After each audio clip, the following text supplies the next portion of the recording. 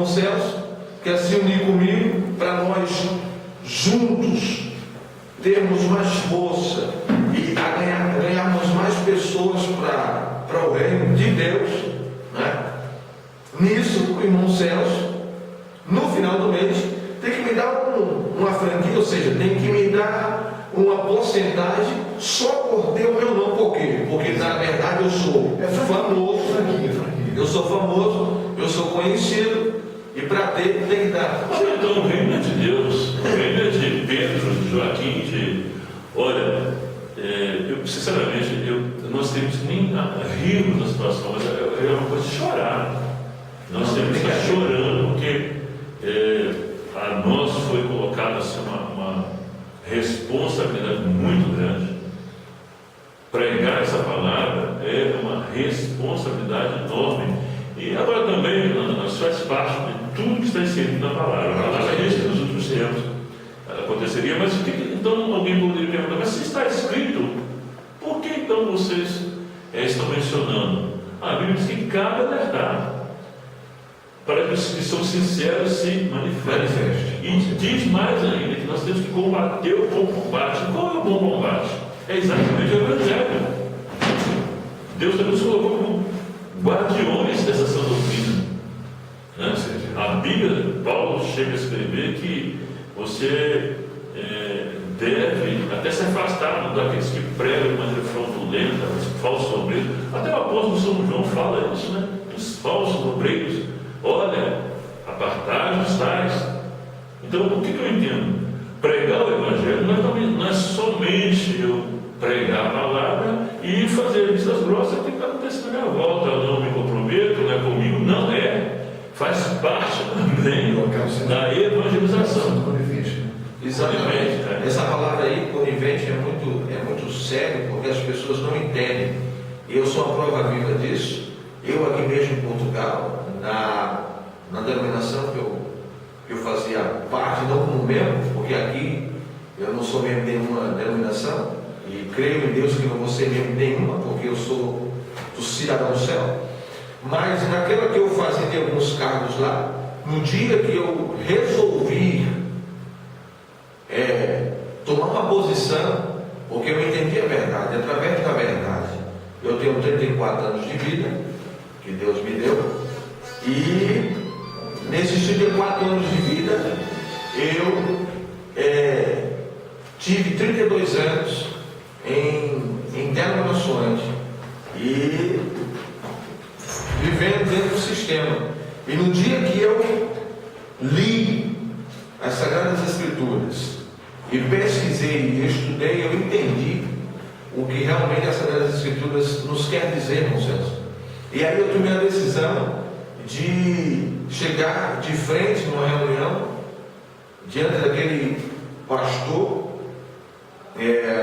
e falar para ele aquilo que eu entendo da palavra de Deus, não é? E eu fui mal entendido e com isso perdi todos os cargos que tinha e como prêmio eu perdi todos os cargos que tinha, né? E vim sentar hoje atualmente, não saí, porque como eu disse, eu não pertenço, eu pertenço à noiva do Cordeiro, não é? Quem me encontrou se chama Jesus Cristo de Nazaré, que morreu na cruz do Calvário. Então eu estou ainda lá sentado nos bancos, mas só para você entender, para você que está ouvindo aí, no dia que você, através das Escrituras Sagradas, você precisa ler para encontrar a verdade, tá certo? Não acreditar em mim naquilo que eu estou te dizendo, ou talvez de irmão Celso, mas a palavra diz provar e ver. Então você tem que provar aquilo que você escuta, tanto de mim, de nós que estamos aqui, como de qualquer outra pessoa.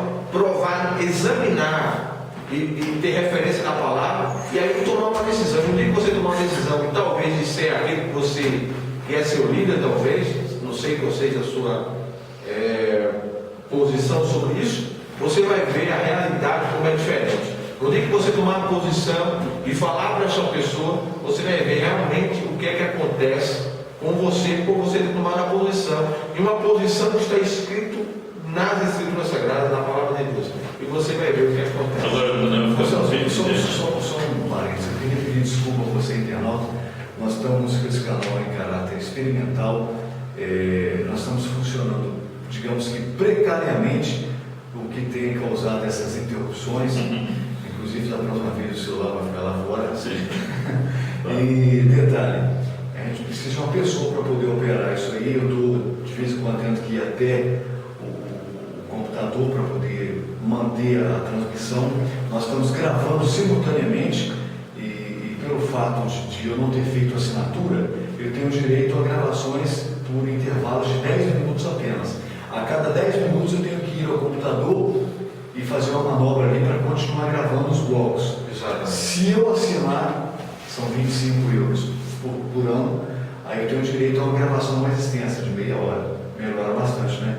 Nós vamos assinar o pacote aí para poder evitar esse tipo de Mas não problema. estou pedindo dinheiro de ninguém, não. Não pedindo dinheiro, não, né? Não. Deixa claro. Aqui nós não vamos fazer nenhum apelo. Nós precisamos, essa semana, de uma oferta de 100 euros. Precisamos de 10 mil pessoas ofertando 100 euros. Precisamos pôr aí a bolsa. Nós temos contas a pagar e você que se interessa que essa porta permaneça aberta, você vai colaborar conosco com uma oferta simbólica. Imagina simbólica. Isso é tão sério. Imagina se fosse simbólica. Simbólica seria, mas se não fosse simbólica, simbólica não seria. Pastor, isso é tão sério que é até perigoso de falar assim, então, de ironia, alguém para pegar a gravação aqui nesse intervalo agora, nessa parte. Mas é sempre a mesma coisa, olha lá. De antemão, isso é apenas uma colocação aqui. Mas infelizmente é a realidade dos fatos, irmão Celso. Isso é um privilégio, entre aspas, de apenas uma denominação. Nós temos hoje, normalmente no Brasil, que hoje eu celebro tanto de missionários como também de denominações, nós temos isso hoje em dezenas de igrejas. Porque afinal de contas, nós sabemos que isso partiu de uma mãezona, né? Tem uma mãe aí na situação. Tem uma mãe que muita gente não sabe quem é. Muita gente não sabe. Mas essa mãe procriou e, meu Deus do céu, tem filhas de todo jeito já.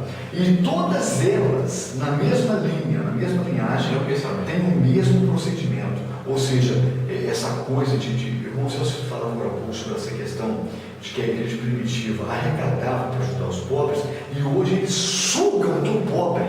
Interessante que eu não sei se é verdade, mas me parece que recentemente, eu não assisti, mas acho que não viu, alguém fazer uma campanha na televisão dizendo assim: qual é o seu propósito? Qual é o seu projeto de vida? Você quer levantar quanto? Você quer levantar 10 mil reais? Foi bom que foi isso, viu? Então, pela fé, você vai levantar os 10 mil reais. De antemão, você já vai dizimar esses 10 mil reais.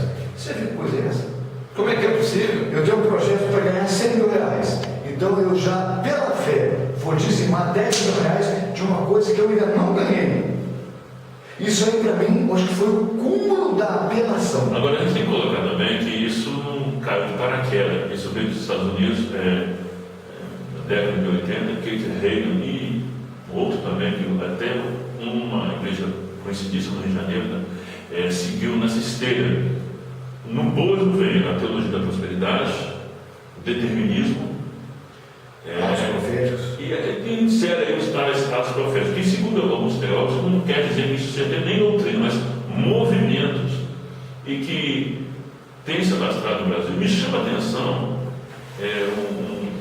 um pastor muito renomado no Rio de Janeiro, e eu já ouvi pregações há 20 anos atrás, até falava com o Natanael, como as pessoas mudam. O lugar é uma questão de o ser humano pode. Você tinha um pensamento equivocado, você pode mudar. Agora, você mudar para pior é uma coisa. E eu achei estranho aquele líder religioso que, se você pegar pregações dos anos 80, por exemplo, você vai falar: não, peraí, esse moço naufragou na fé, o que está acontecendo? E por trás da figura desse pastor, usando um pastor americano, Morris Terus, não fala com a memória, e ficava escondidinho assim: não, esse homem é o homem de Deus. Até que passou-se um tempo, ele tomou coragem. E outro dia eu vi esse pastor, conhecidíssimo no Brasil, Assembleia de Deus, paz dos senhores. Olha, se você vai construir uma casa, você vai fazer o seguinte: você vai pegar uma parcela de uma suposta prestação que você vai pagar da casa e vai enviar para mim. Eu vi isso. Eu fiquei assim, perplexo, porque até então não tinha paragem, não. Aí ele ficava se escolhendo no Cerulo, que vinha no Brasil, né? Um outro também. Celso, e o problema é que me frustra é que muitos desses homens, na minha adolescência principalmente, eles eram para mim, sabe assim, espelho. E hoje eu estou vendo esses homens nesse fracasso. Agora, pastor, tem uma coisa que a gente precisa colocar aqui. Fracasso para nós, para eles. Para eles estão todos abençoados. Biblicamente, aonde que a Bíblia errou em não relatar isso? Não é em nada, né? Agora, então, por que, eu vou falar para o pastor Natanael, por que então que nós estamos, se a Bíblia estava predizendo sobre isso, mas por que então que se debate isso? É exatamente para isso. A Bíblia diz que os que são sinceros manifestam, e me chama a atenção também que hoje as pessoas têm uma, assim, faz parte do engano. O sucesso de um ministério é o quanto ele está cheio, o quanto ele tem igrejas. Agora, veja bem, partindo desse raciocínio, fica até o povo Natanael. Eu penso assim, que até um ato assim, como eu vou explicar? Qual o termo que eu vou usar? Você pegar um pastor de uma denominação menor e que usa esse tipo de coisas, usando atos proféticos, usando heresias para chamar o povo, mas se você não disser de uma mega denominação, não citar esses homens, esses líderes, você acaba sendo até um ato até injusto, porque você fala do menor, mas não cita o líder, aquele que é o mestre em quem esses pequenos se espelham. Então, onde eu quero chegar? Seria também que a gente seria salutar que a gente citasse essas pessoas de denominações menores. Aqui em Portugal tem, a gente conhece casos assim, mas eles estão seguindo, estão mirando, se espelhando em pessoas. Você vai falar no ministério, por exemplo, tem igreja em todo o mundo, na África, na Ásia, eles, infelizmente, eles viram o sucesso do Evangelho pelo número de igrejas, pelo número de pessoas. Ora, se fosse assim, meu irmão, o número de pessoas, tem várias seitas, budismo, islamismo, e que falam em nome de Deus também, os templos abarrotados, né? Exato. Então, isso aí não é um crivo, isso aí não é um parâmetro para você avaliar sucesso, ou que o evangelho está sendo bem sucedido, por quanto o número de pessoas estão abarrotando igrejas, e essa denominação ela está galgando continentes. Isso não quer dizer, ao contrário. E pessoas estão, não, você está vendo? A igreja de líder, tem igreja na Arábia, na Ásia, tem na África. O grande problema é que a maioria dessas igrejas, quase todas, elas procuram atrair os seus adeptos, vamos dizer assim, através dessa propaganda baseada ou assentada em cima da questão da prosperidade, da realização de sonhos, ou seja, do enriquecimento, né? Você quer, tem a campanha da casa própria, tem a campanha do carro 0 km, tem a campanha, ou seja, na verdade, eles se incutem na mente da pessoa viver uma vida regalada aqui nessa terra em total oposição, na contramão mesmo de todos os princípios que nós aprendemos aqui nessa palavra. Eu dizia até num vídeo recente que muitos deveriam rasgar, por exemplo, Mateus 5, 6 e 7. Sim, não tem rasgar, arrancar da Bíblia, porque para eles não faz sentido nenhum. A história de ajuntar tesouro na terra, onde está o vosso tesouro, o vosso coração, para eles, aliás, eu acho que eles nem leem isso. Isso aqui acho que deve causar até mal-estar para eles, porque estão de fato ajuntando tesouros, estão construindo verdadeiros impérios na face dessa terra. Agora, o problema todo é que alguns ainda têm a ousadia de pregar a volta iminente de Jesus, ou seja, o arrebatamento da vida. Como é que você prega o arrebatamento de Jesus a qualquer momento, e no mesmo culto você tira a oferta para a construção da catedral e que está avaliada em não sei quantos milhões e com uma estrutura tal, catedrais para durar aí 300, 500 anos, isso, rapaz, isso é uma aberração. Como é que você prega? Quantos aqui esperam que Jesus volte hoje ainda? E na mesma reunião se tira uma oferta para a construção de uma obra faraônica. Vem cá, Jesus vai voltar ou não vai? Ele dá as portas ou não dá? Mas, pastor, eu até vou mais longe. Acho que independe dessa questão. Por quê? Porque não tem coerência nenhuma. A Bíblia diz que a igreja, o teor da palavra diz que a igreja somos nós. Então, investir em quem? Investir em vidas, assim, muito mais. Agora, e o próprio Jesus, olha, eu penso comigo, eu tenho um pensamento comigo. Se existe templo na terra que pudesse ser bajulado ou coisa parecida, é o templo de Jerusalém. Os apóstolos, mestre, olha a estrutura, mestre, que coisa linda. Pois eu digo para vocês que vão ficar apenas de pé. E olha que é o templo mais suntuoso da terra. Mas estão construindo lá no Rio de Janeiro, São Paulo. Estão construindo lá o templo de Salomão. Inclusive, eu vi semana retrasada o líder dizer que esse templo que está sendo construído é um presente que eles estão dando para a população brasileira. É um presente, ou seja, a população brasileira vai ser abençoada com esse grande presente que vai ser o templo de Salomão. Eu te pergunto, que proveito a igreja vai fazer desse templo? Meu Deus do céu, que proveito nós vamos fazer desse templo? Para que é que vai servir esse templo? Para que é que vai ser? Qual é o propósito desse templo? O que isso vai trazer de bom para nós? Aonde é que isso se enquadra escatologicamente que nos últimos dias teríamos que construir? E detalhe, eu vi o depoimento de um rabino, e ele colocava isso como uma situação até um tanto quanto agressiva, porque o templo de Salomão, de certa forma, histórica e religiosamente, é uma propriedade judaica. Exatamente. Está mostrando um problema sério dos judeus aí, não é? Pode, uma questão até. Aí a questão, eles já estão tirando historicamente uma coisa que era dos judeus, biblicamente, trazendo para um continente, um país que não tem nada a ver. Um conflito de sabe, país ou, né? Agora, eu te pergunto, de onde é que vem o dinheiro para a construção dessas catedrais? De onde é que vem? Do povo, do dízimo e das ofertas. Mas me ocorreu agora o pensamento.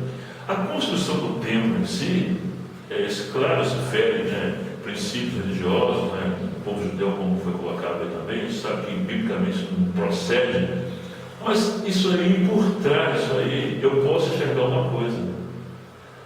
Porque na construção do templo, no propagar a construção do templo, tem um componente por trás, não sei se os irmãos estão percebendo.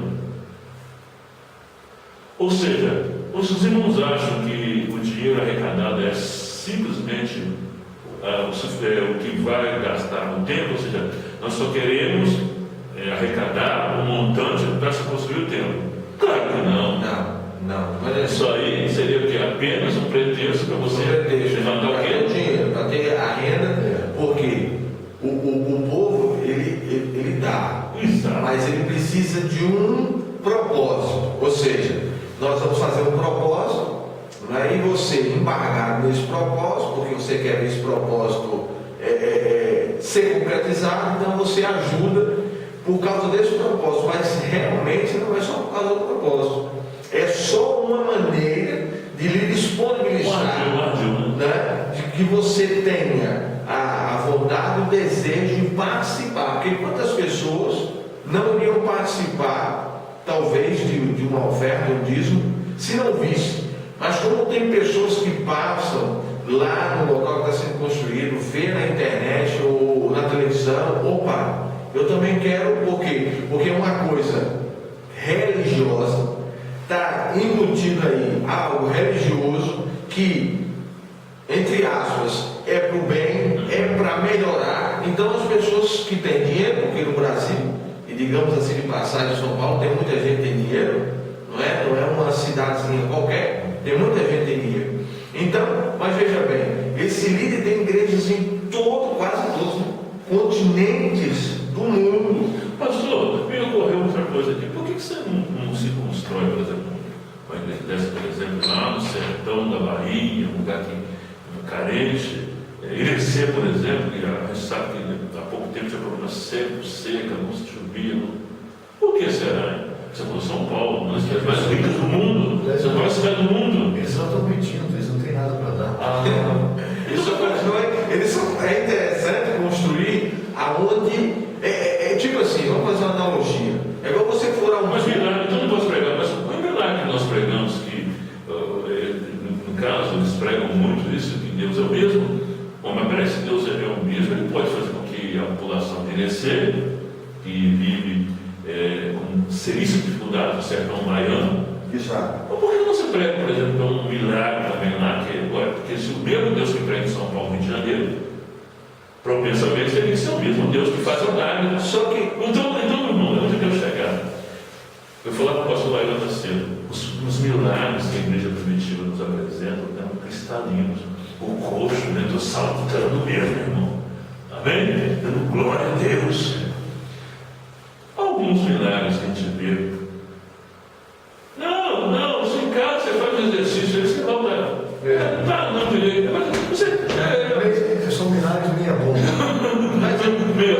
Mas é o que o Lael falou. Não sei o que ele falou agora dos 10 mil. Você quer os 10 mil primeiro, mas você primeiro tem que fazer um compromisso primeiro com os 10 que você vai ganhar ainda. Então, Um pacto de fé. os milagres que acontecem hoje, erroneamente, não sei porquê, né? Deve ser. A gente precisa entender isso aí. Primeiro você tem que dar, para depois receber. E com Jesus não funciona assim. Quando ele queria fazer o milagre, ele fazia o milagre. Você falou uma coisa bem interessante. Eu trabalhei há algum tempo com área médica, com muitos médicos, e uma coisa que me veio aqui, um pensamento. Por exemplo, alguns clínicos gerais diziam que as pessoas chegavam no consultório, outros falavam, mas eu você não tem nada. Opa, isso funciona. Trazendo para o lado espiritual, existem homens que são carismáticos. Você falou há pouco, né, pastor?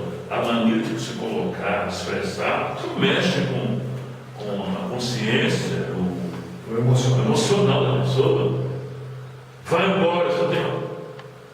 Um médico uma vez disse para mim, falou assim, o céu é impressionante, a maioria das pessoas que eu venho no meu consultório, elas não têm nada. E eu falo que ela não tem nada, estou muito obrigado, sabe? Você entendeu? Então, sugestão. Traduzindo isso para o lado espiritual, é claro que tem homens também que vão se usar disso aí. E uma dor de cabeça vai embora. Agora, o que a gente quer colocar é o seguinte, eu vou colocar um ponto de vista para os irmãos aqui, e eu não sei se os irmãos concordam com isso. Eu tenho para mim que milagres, tem milagres que são Jesus faz. Por exemplo, eu nunca vi em tempo algum, seja neopentecostal, seja homens que Deus usou, alguém ter ido no cemitério e exumasse uma pessoa que morreu 4 dias ou com mais e voltasse para casa. Eu nunca vi falar isso. Mas Jesus fez isso. E os apóstolos andaram nessa esteira aí, ressuscitando pessoas, e a Bíblia diz que eram milagres tão assim, estarrecedores, que a multidão gritava, hoje nós vimos a glória de Deus. E no entanto, é o que o pastor está colocando aí, muitas das vezes as pessoas estão tão sugestionadas naquilo, que olham, veem. Por que estou dizendo isso? Eu já fui em concentrações anos atrás, e antes eu não via no rádio, todos estão sendo curados. Eu falei, meu Deus, que maravilha, todos estão sendo curados. E muitas vezes, agora, existe ali um sensacionalismo superdimensional, fato. Muitas pessoas voltaram cadeira de roda para casa, mas não, geralmente a maioria volta. Não, pois é. E quer ver uma coisa? Houve uma certa, usaram uma ocasião em que se Jesus, todos quanto iam a ele, todos, eles curavam todos. Apóstolos também. Todos. Houve até um caso, até foi de fato comprovado que uma cruzada no Rio de Janeiro, uma dessas igrejas, alguém assim, investido em tanta fé, olha, pode jogar os óculos fora, você tem problema de visão, miopia, enfim, joga os óculos fora. Então foi aquela jogatina, meu irmão. Já você não é para rir, seria até cômico. Depois, e nós vamos orar, sugestionando as pessoas a largarem os óculos, jogam, até quebrar. Tipo assim, as pessoas, ela de festa, você crê ou não crê? Vamos quebrar porque. Eu estou rindo que eu sou vivo. Vamos quebrar os óculos. Eu sei o que é tirar isso aqui e ficar sem roupa. Não, vamos quebrar os óculos por quê? Por que isso? Porque se você quisesse pegar depois, não estaria de volta. Meu irmão, para o seu olho agora! Chegando nada. Dezenas, estou rindo, isso é um fato verídico.